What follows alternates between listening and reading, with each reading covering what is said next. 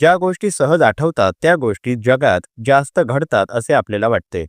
ज्या गोष्टी पटकन आठवतात त्या जगात जास्त घडतात असा आपला समज तयार होतो. मानसशास्त्रात याला अवेलेबिलिटी ह्युरिस्टिक म्हणतात.